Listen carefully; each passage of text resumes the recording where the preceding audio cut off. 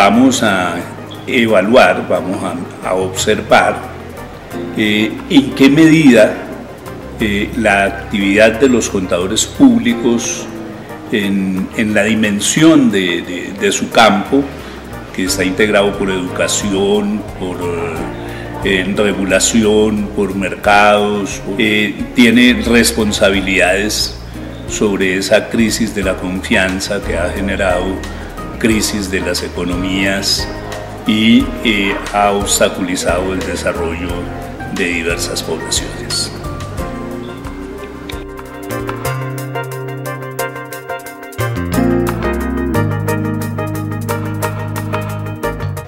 El problema de la confianza. Es decir, aquí sí nos vamos a conectar de manera bien precisa con el ejercicio profesional. Que vamos a hablar específicamente de confianza y de confianza en el ejercicio profesional. Una definición de partida, una definición muy sencilla. Los que la quieran ampliar, yo por ahí publiqué un libro que se llama Requiem por la confianza. Es un patrimonio social, fuente de ventajas y de oportunidades que facilita las transacciones sociales como consecuencia de la existencia de una información objetiva. Me declaro arrepentido de haber escrito transparente. Una información objetiva. Porque es que la transparencia en términos de información no existe. De alguna manera, transparencia y confianza son antónimos. Uno confía en todas aquellas cosas sobre las cuales existen márgenes de duda. Uno no confía en lo que sabe cómo es. Entonces, transparencia y confianza. La transparencia permite mirar todas las cosas tal como son. Y eso en información no existe. Esa es una cualidad que se han inventado con fines de mercadeo para impulsar la venta de estándares. Pero en la información transparente no existe. La transparencia no es recomendable socialmente. La transparencia es pornográfica. Permite ver todo. Y cuando se ve todo, se pierde el interés, se pierde la curiosidad, se pierde como la capacidad de actuar por el descubrimiento, y esa no es nuestra vida. Nuestra vida es más la curiosidad, es más el intentar conocer las cosas ocultas, aclarar las dudas. Entonces nosotros debemos hablar más bien de información objetiva que de información transparente.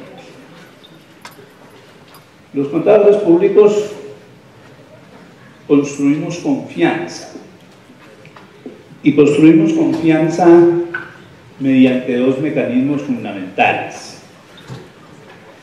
El primer mecanismo de construcción de confianza es la simplificación de la complejidad. Es decir, la gente cree, la gente confía en lo que entiende. La gente no cree en lo que no entiende. Si ustedes se ponen a observar un estado de resultados, nosotros lo vemos fácil, ¿no? Ah, sí, mire, hubo ahí ingresos y costos que dieron una utilidad bruta a la cual le restamos unos gastos de transacción y obtenemos una utilidad neta antes de impuestos y todo eso. Facilísimo, muy comprensible, pero detrás de eso hay unos mensajes tremendamente complejos. Detrás de la información de un estado de resultados hay relaciones sociales de producción,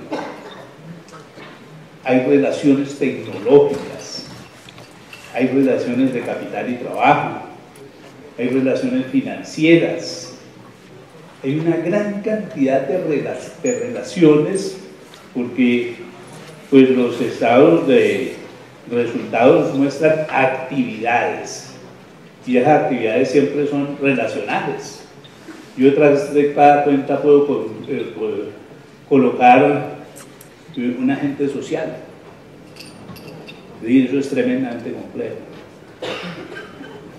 Ni se diga un balance, un estado de situación. Pero nosotros tenemos esa gran capacidad de coger esos fenómenos tremendamente complejos y simplificarlos, dejarlos expresados en un lenguaje claro, comprensible, que la gente entiende y al entenderla puede tomar decisiones con base en ese tipo de datos. Y nosotros estamos muy lejos todavía de entender el profundo significado de la contabilidad como sistema de construcción de representaciones que simplifican la complejidad. En algunas reuniones, en algunas discusiones sobre el ejercicio de la revisoría fiscal, se establecía una profunda discusión acerca de la función de los revisores fiscales de controlar la calidad. Y los profesionales de la contabilidad que estaban allí decían, no, pero eso es imposible. Es que eso nosotros no somos químicos ni físicos para saber si un producto satisface los elementos de la calidad que debe cumplir. Eso es una limitación en la concepción de la contabilidad. Si yo cojo un estado de costo de producción y analizo el costo de producción, yo a través del costo de producción conozco cuáles fueron los elementos que se incorporaron en la producción de un artículo, a través de la información contable.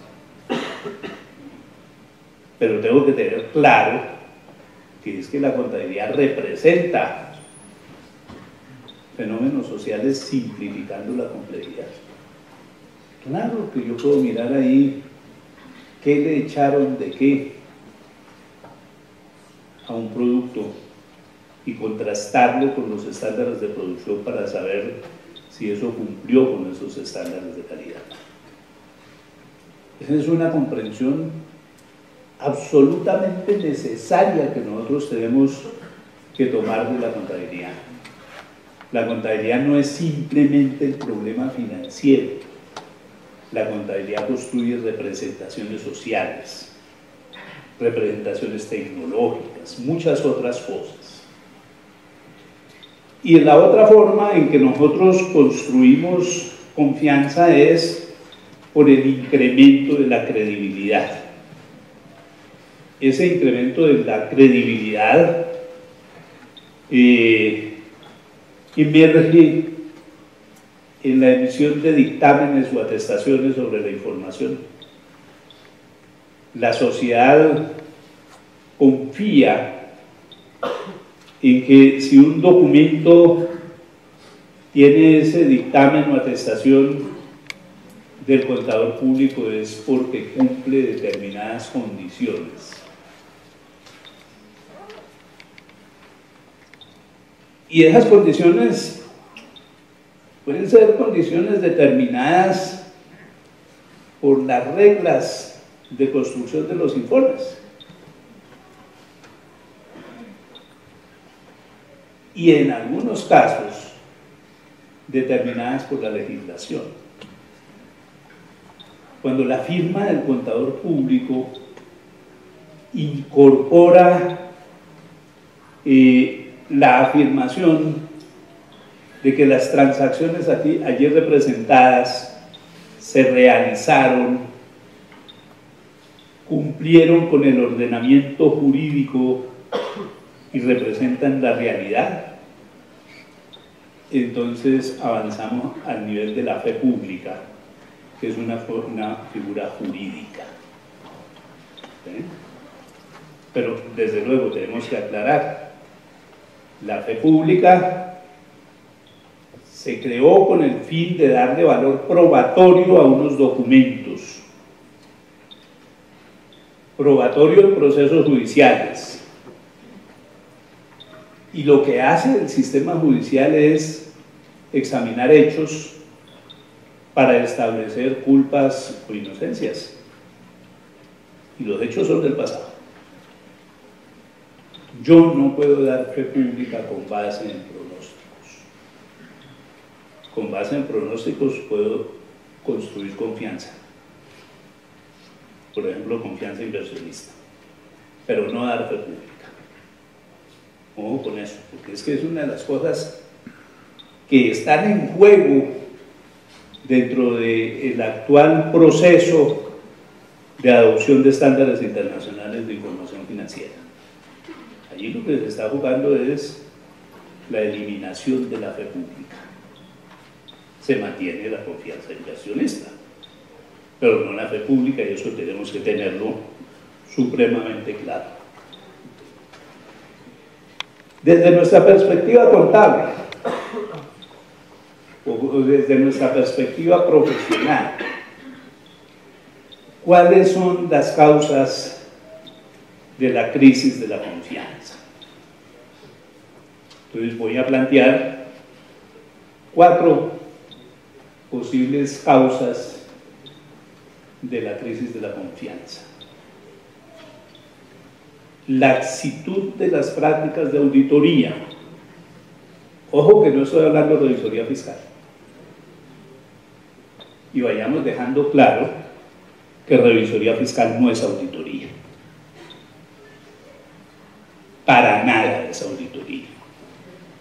Auditoría y revisoría fiscal no tienen como relaciones de dependencia.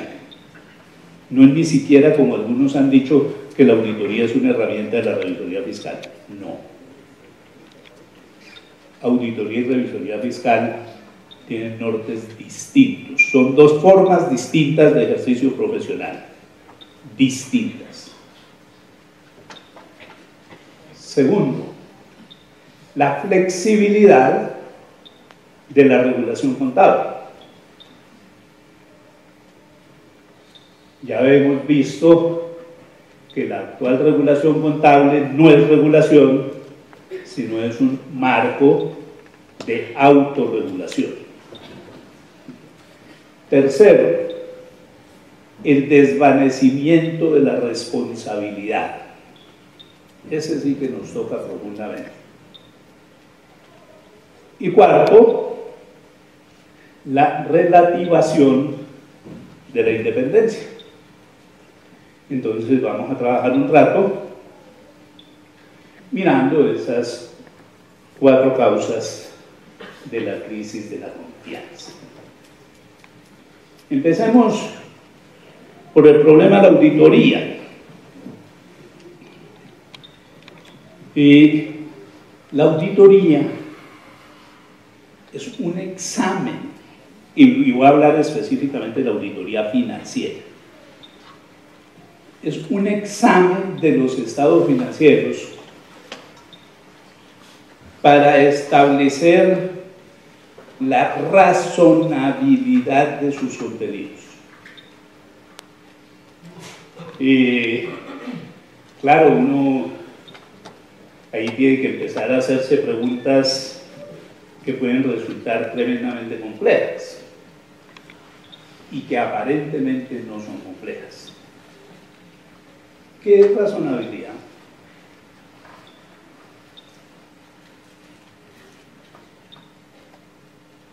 Uno utiliza la palabrita todos los días, pero cuando se enfrenta a expresar el concepto, como que diga, pero ¿cómo así? Es decir, términos que se utilizan, pero bien en el fondo desconocemos su sentido. Y nosotros padecemos mucho eso. ¿O quién me puede decir qué es el debe?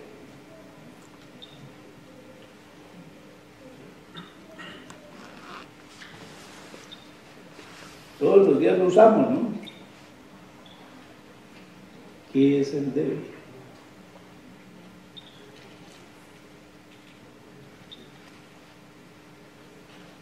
Por ahí me contaron que alguna vez, hacia la época de Navidad, se reunió una familia. Y la época de Navidad siempre une a las familias, ¿no? Y genera unos espacios de intercambio, de alegría, de felicidad, de sueños. Y entonces esta familia decidió que como todos estaban tan bien, porque en la reunión de la familia uno no puede ir a decir que está mal, ¿no? Pero como todos estaban tan bien, pues que conformaran una empresa. Y discutieron, dijeron, bueno, vamos a crear la empresa, nuestra empresa la vamos a dedicar a la fabricación de cuchiflises verdes, o ahora dirían que naranja, la vamos a denominar el tornillo flojo, y para eso necesitamos 50 millones de pesos de capital.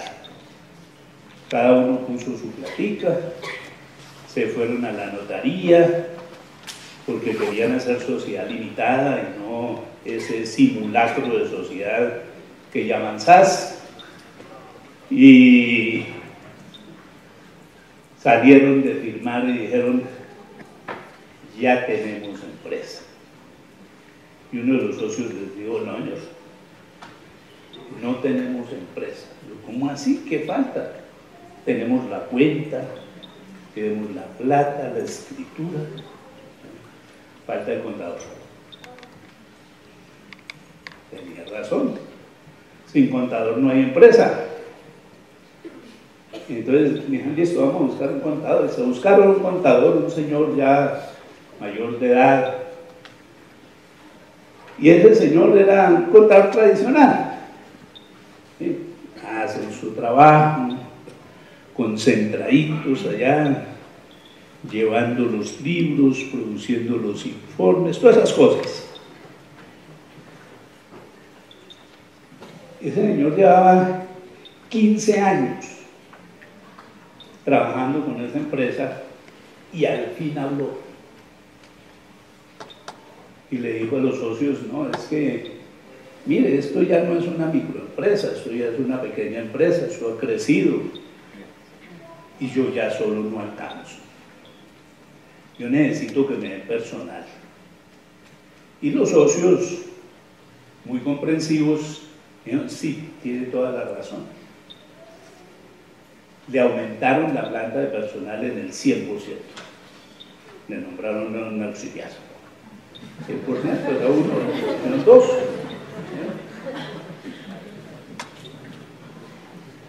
El auxiliar era una niña, estudiante de contaduría. Ella se puso muy feliz. Ella dijo, chévere esta oportunidad, voy a poder hacer mi experiencia para poder solicitar la inscripción profesional. No, esto está muy comprometida. tan comprometida que al otro día llegó a las 4 de la mañana. Dijo, voy a organizar esta oficina. Claro, porque eso era una oficina de hombre. ¿Sí? La oficina de hombre no tiene polvo, tiene tierra. ¿Sí? Desorden. Entonces, ella llegó con toda su delicadeza y organizó todo el asunto. Movió los muebles, hasta flores puso. Contador, como ya era jefe, entonces llegó a las 9. Abrió la puerta y se sintió descontextualizado. ¿De dónde me estoy metiendo? Y se devolvió. Pero cuando se devolvió se dio cuenta que ahí era la oficina. Y entró a la oficina furioso. Y le dijo a su asistente, me hace el favor y me deja todo como estaba. Y no mueve nada sin mi autorización. ¿Se imaginan ustedes la frustración de esa muchacha? Ella lo miraba como con cierto resentimiento. Y se dio cuenta que él todos los días llegaba, le metía la mano al bolsillo, sacaba una llave, abría un cajón del escritorio, miraba al fondo, cerraba el cajón, guardaba la llave y empezaba a trabajar. Todos los días era el mismo ritual. 5 años más tarde, el contador se jubiló. Y a ella, ya contadora, la ascendieron. Y ella se puso feliz por el ascenso. Pero ni crean que era porque iba a ser jefe. Era porque iba a averiguar cuál era el cuento de la llave. Eso era lo que la emocionaba. Entonces su primer día como jefe llegó, cogió la llave, abrió el cajón, miró al fondo y en el fondo había un papel pegado, amarillento, con un texto que decía, el debe queda al lado de la ventana. Mira, el tipo le movía en el escritorio y quedaba loco. Él tenía claro que el debe era del lado de la ventana. ¿Qué tan lejos estamos nosotros de esa definición? Ah, eso es la columna de la izquierda. Es la misma respuesta. Cambiando de ventana. Padecemos de eso. No conocemos los conceptos de nuestras acciones rutinarias y eso es gravísimo. Razonable es una palabra tremendamente problemática. Porque razonable es lo que los filólogos llaman un término polisémico. Es decir, es un término que tiene diferentes sentidos. Uno de los sentidos es lo mejor dadas las circunstancias. Es una definición que se está imponiendo, pero ahora la ética neoliberal, que es del caos. Otra definición es más o menos cierto. Parece que esa es la definición que se impuso en el mando de la auditoría, que nació por allá hacia el siglo XII, XIII, es hija legítima del capitalismo. ¿Sí? Más o menos cierto. Pues resulta que más o menos es un caucho. Más puede ser verdad y menos puede ser mentira. Pongamos un ejemplo. Un contador acostumbraba a darle el regalo de Navidad a su esposa de acuerdo a cómo se hubiera comportado durante el año. En un determinado año hizo un examen exhaustivo del comportamiento de su esposa y verificó que ella le había sido fiel 321 días, 12 horas, 14 minutos, 16 segundos, 3 décimas, porque el examen fue exhaustivo. Más o menos fiel.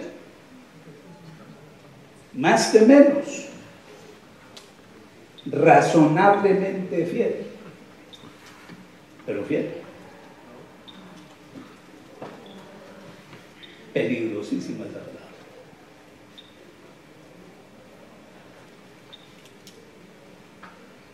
Ahora ha emergido otro significado de lo razonable, es de acuerdo a normas.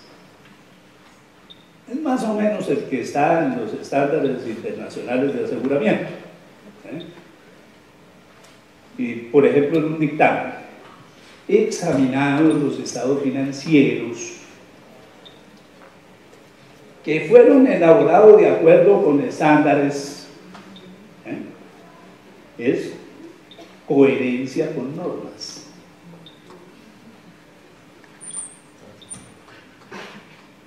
La revisoría fiscal no habla de eso. Ojo con eso. Código de Comercio dice que el revisor fiscal tiene que dictaminar si la información es fidedigna, no razonable, porque estas son dos cosas totalmente distintas. Y también las dos están vigentes. Lo de fidedigna es exigido por la ley, Código de Comercio. Lo de razonable por los estándares internacionales de aseguramiento. Entonces nos pone en una situación muy difícil, ¿no? Como a Papa Francisco, el argentino de allá del Vaticano, ¿no? ¿Violamos una o violamos la otra? Entonces no se puede pasar un minuto. Es uno de los grandes dilemas a que tenemos que enfrentarnos en nuestro ejercicio profesional y que ustedes van a tener que definir a dónde van a coger, ¿sí? Y por supuesto escoger cuáles son las bases sobre las cuales van a fundamentar su decisión, porque es que aquí la ley nos está haciendo dos exigencias contrarias sobre un mismo asunto.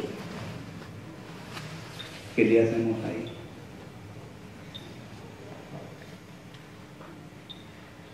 La auditoría ha sido desarrollada para proteger los intereses del capital frente a la administración.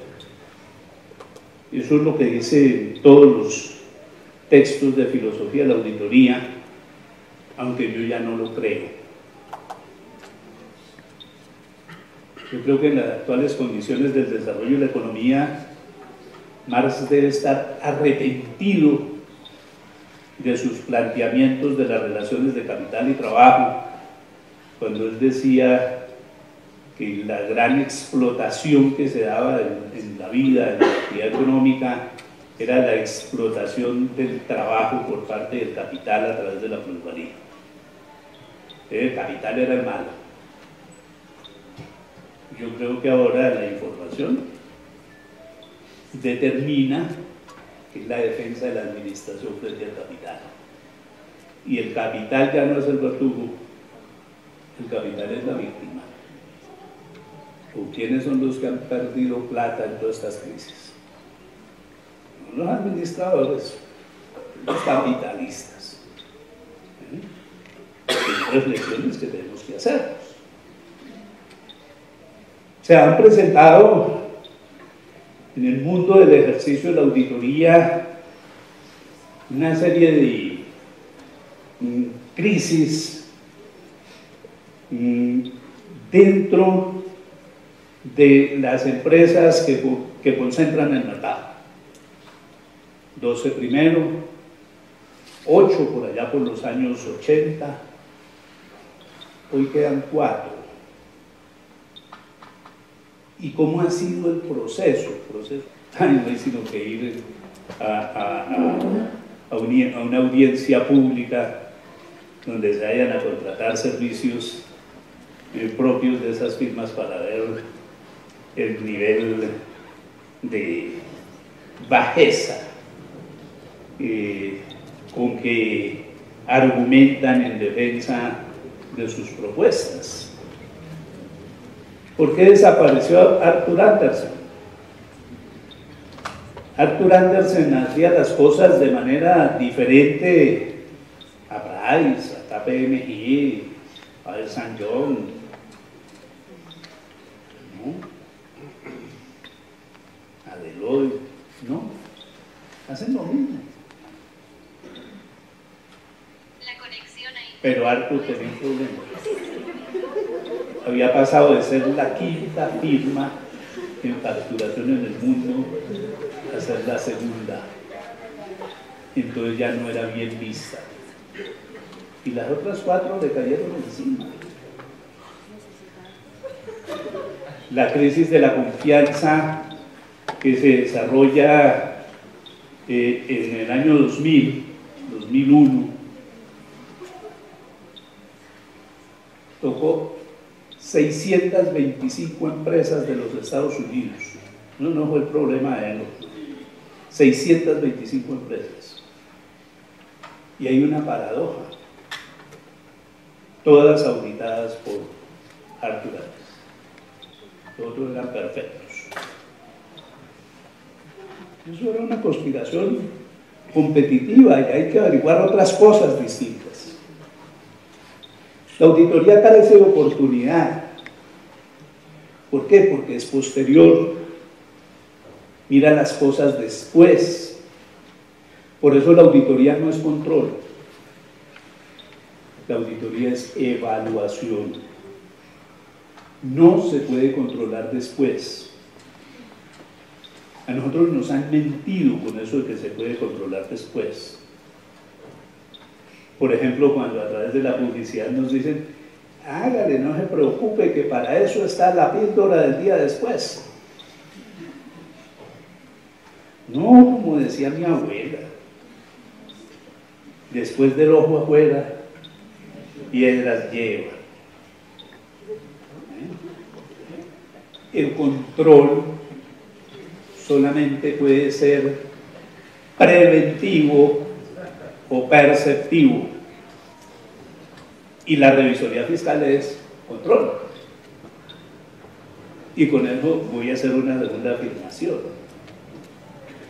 Los estándares internacionales de aseguramiento no sirven para hacer revisoría fiscal, porque los estándares internacionales de aseguramiento son para evaluar información y la revisoría fiscal es para controlar la gestión, que son dos mundos totalmente distintos. En la auditoría lo importante es el fin. Todo el trabajo se limita a la emisión del dictamen. Y lo que pasó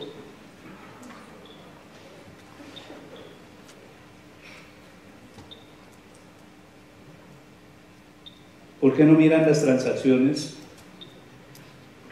sino que miran es los saldos, que son los que están en los estados financieros?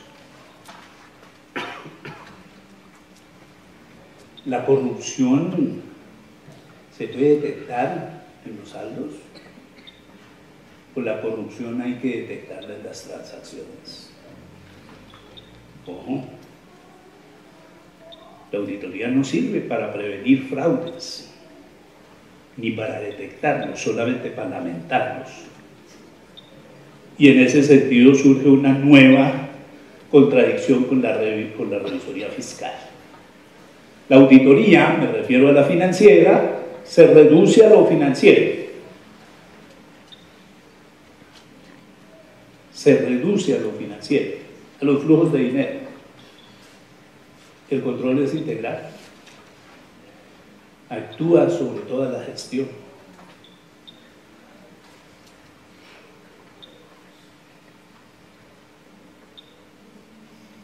¿Y qué hay de las contingencias? ¿La auditoría mira las contingencias?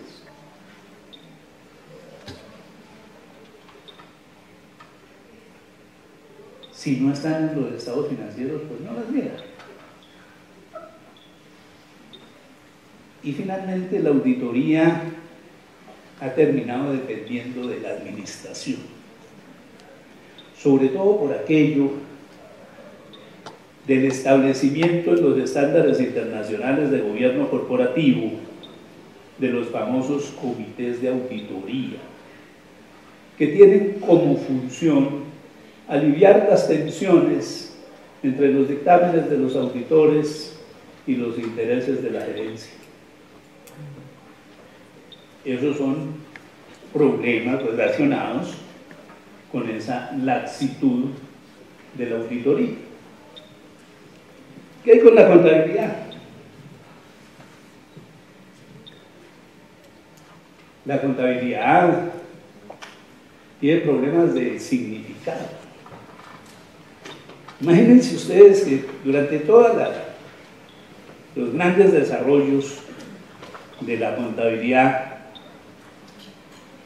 pero sobre todo por allá a partir del siglo XVI, cuando un monje, Angelo Pietra, creó las categorías contables de activo, pasivo y patrimonio, porque eso poco se hablaba. Si ustedes cogen el libro de Paciolo, la palabra activo no existe en el texto de Paciolo.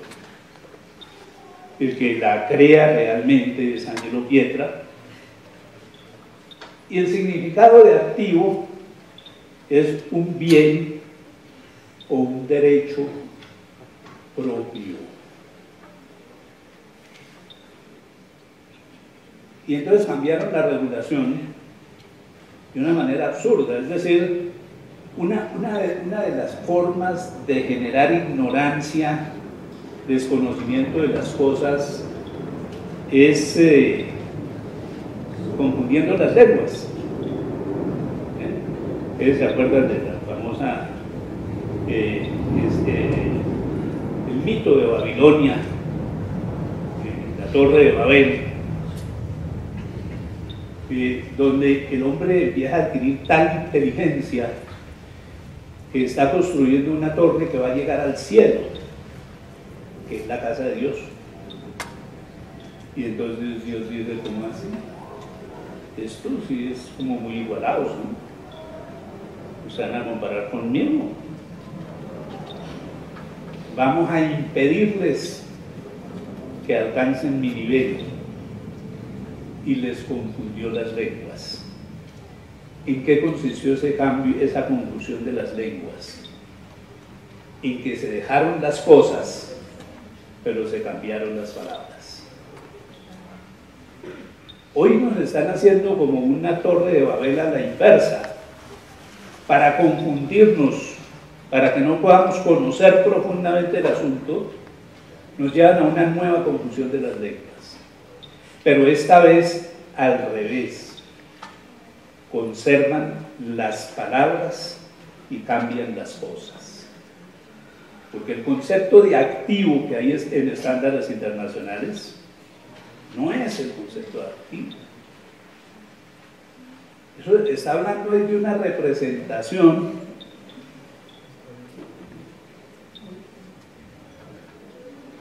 de algo que está controlado y que permite obtener beneficios económicos futuros. No tiene nada que ver con la propiedad.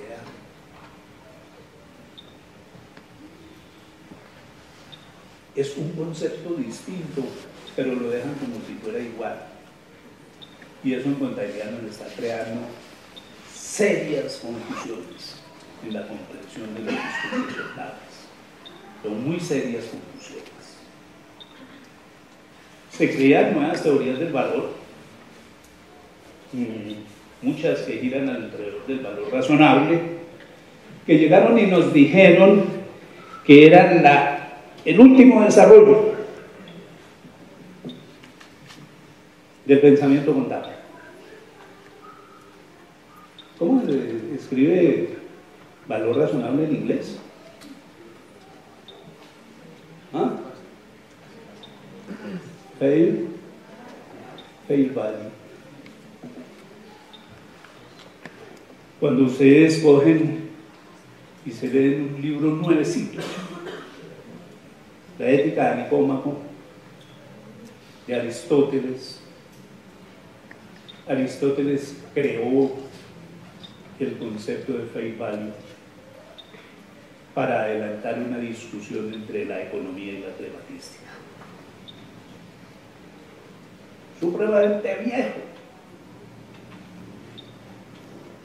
Santo Tomás en la Suma tiene una disquisición supremamente extensa sobre el tema, y hasta Paciolo, el franciscano que publicó el primer libro impreso de contabilidad, impreso de tipos móviles, cuando llegó y dijo: miren, cuando vayan a reconocer sus existencias, háganlo como para sus bienes, reconózcalo por el valor corriente y algo más para que se vea el éxito del negocio. Si su valor corriente es 20, reconócelo por 24. ¿Sabían cómo nos había enseñado a mentir Paciolo? Hay que leerlos allá críticamente. El problema es las intangibilidades, que tiene dos grandes problemas de contabilidad. No reconozcan los intangibles que no hayan sido comprados o construidos. Esos ignórenlos. Pero en el fondo cree en intangibles al pensar que hay una serie de factores del mercado que hacen que el valor de los bienes es en lo que se podría vender. Hay una gran flexibilización del tiempo. La contabilidad se ha reducido a un solo tiempo, el presente. Nos olvidamos del pasado al sustituir el costo histórico. Parece ser que nos fuimos al futuro en lo que podría vender, pronóstico, pero lo descontamos al presente. Hay un problema supremamente complicado y finalmente en la práctica desapareció la asociación de ingresos con sus gastos.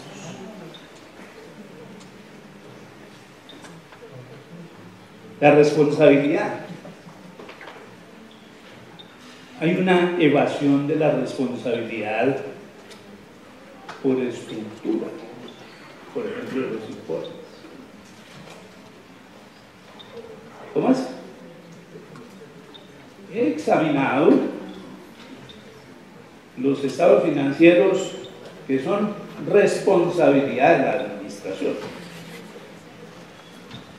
Yo los voy a examinar, todos los de responsabilidad mismo. Eso en revisoría fiscal no cabe, porque acuérdense que los revisores fiscales tienen la función de impartir instrucciones para que la contabilidad se lleve regularmente. Y los estados financieros se sacan fielmente de los libros de contabilidad. Por eso el discurso de la revisoría fiscal no cabe. O tratan de limitar la responsabilidad a través del contrato. Ojo, Las funciones de los revisores fiscales no se pueden contratar, están establecidas en la ley. Las funciones de los revisores fiscales son legales, las de la auditoría sí son contractuales. El desvanecimiento semántico. Yo no dije que esto era verdadero, yo dije fue que era razonable. Yo lo que expresé no fue sino una opinión, y a nadie lo puede perseguir por sus opiniones. A través de eso tratan de salvarse de la responsabilidad, o piensan que la pueden desplazar hacia terceros, por ejemplo, por la vía de los seguros. No han podido las compañías de seguros establecer un seguro sobre las actividades de los revisores fiscales. Porque en general, cuando en las empresas se presentan anomalías, las anomalías son delitos. Y ninguna póliza de seguros puede garantizar los efectos de los delitos. Eso está prohibido constitucionalmente.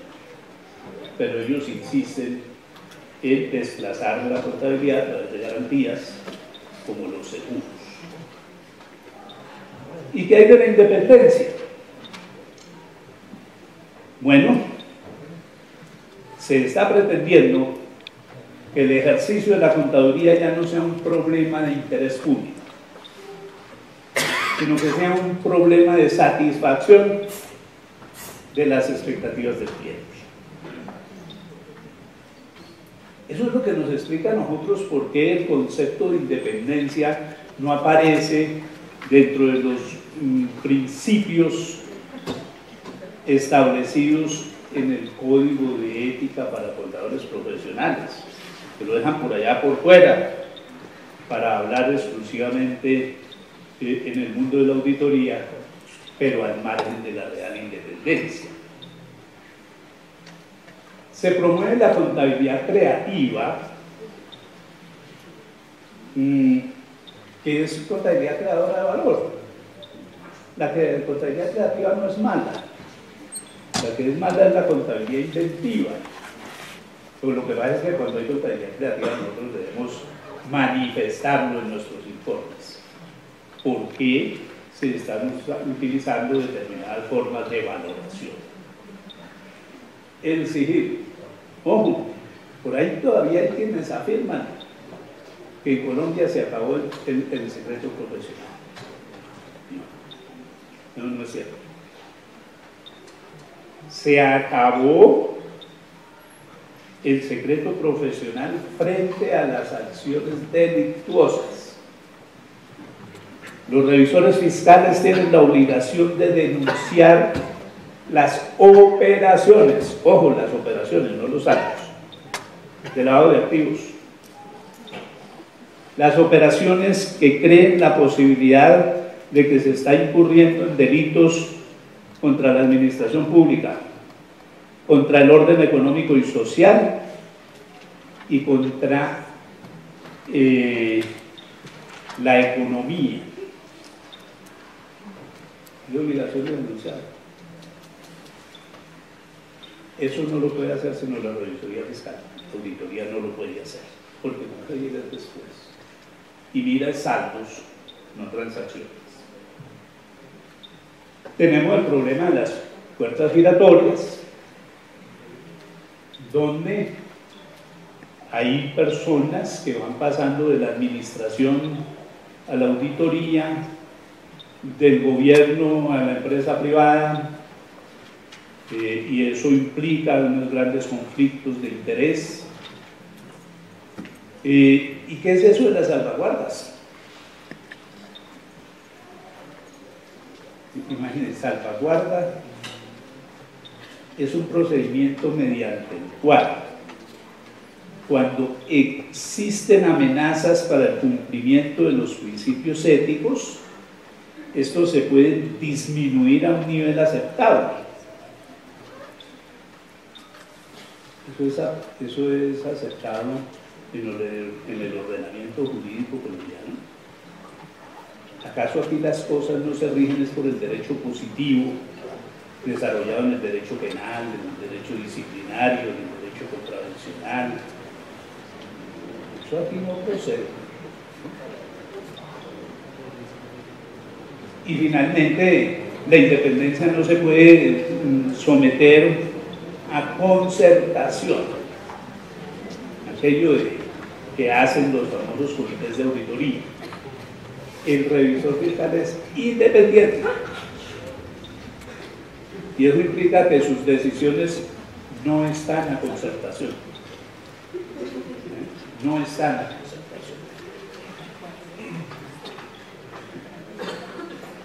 Pero nosotros somos los que siempre pagamos. Y resulta que en ese proceso de crisis de la confianza hay otros responsables. ¿Quiénes? El Estado se desregula. Piensen ustedes en un problema con un dictamen de revisoría fiscal donde se omitan un poco de cosas contenidas en el Código de Comercio. Pero es que el Estado dijo que no tenía que decirlo porque tenía que aplicar las normas de auditoría. Pero el Estado tendría que ser cuestionado por sus políticas desreguladoras. La administración, es que nosotros no somos los que tomamos las decisiones. Nosotros las representamos y las fiscalizamos, pero quien toma las decisiones es el administrador y ellos por supuesto también son responsables de esas cosas, pero nunca son investigados ni sancionados. Es más, en este momento hay en el Congreso de la República un proyecto de ley para eliminar responsabilidades a la administración, para que ellos tengan la posibilidad de actuar con mayores niveles de riesgo, dice la exposición de motivos.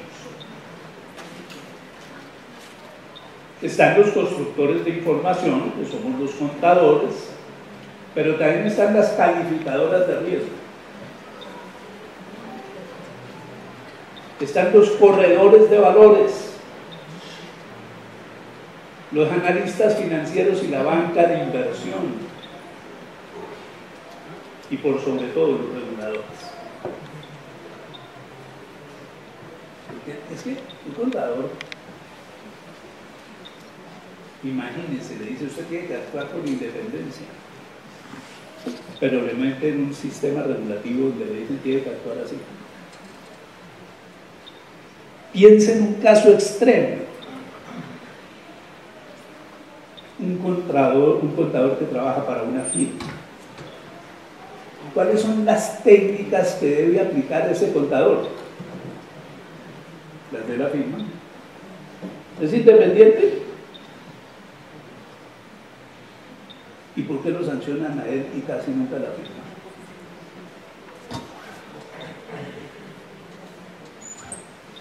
Ahí tenemos nosotros una gran cantidad de factores de análisis que tenemos que pensar rigurosamente en nuestro ejercicio profesional. Si vamos a un mercado libre de los servicios profesionales,